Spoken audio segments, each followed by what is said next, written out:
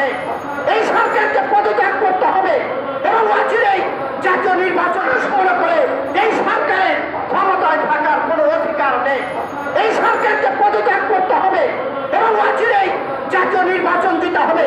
যদি জাতীয় নির্বাচন নিয়ে কালক্ষেপণ করেন তাহলে বঙ্গভবনে গণভবনে যে অবস্থা হয়েছিল এদেশের মানুষ তৈরি আছে জমানতে সেই অবস্থা করবে।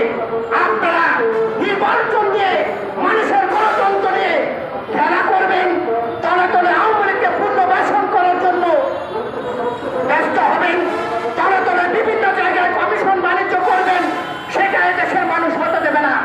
আমার শেষ কথা যেটি অন্তর্বর্তী সরকারকে বলতে চাই, অতি তাড়াতাড়ি একটি জাতীয় নির্বাচন দিয়ে ক্ষমতা থেকে সরে যান, তা না হলে সৌদিতে যেতে পারছে না। এখনো বিএমইটি তাদেরকে কোন ধরনের ওয়ার্ক পারমিট দিচ্ছে না, শুধু তাল বাহানা করছে।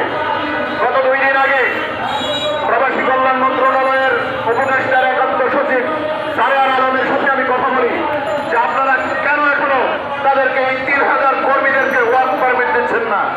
ওনারা আমাকে জানান এই বিষয়ে কোনো সিদ্ধান্ত হয়নি। আমি স্পষ্ট ভাষায় বলতে চাই, কি সিদ্ধান্তের প্রয়োজন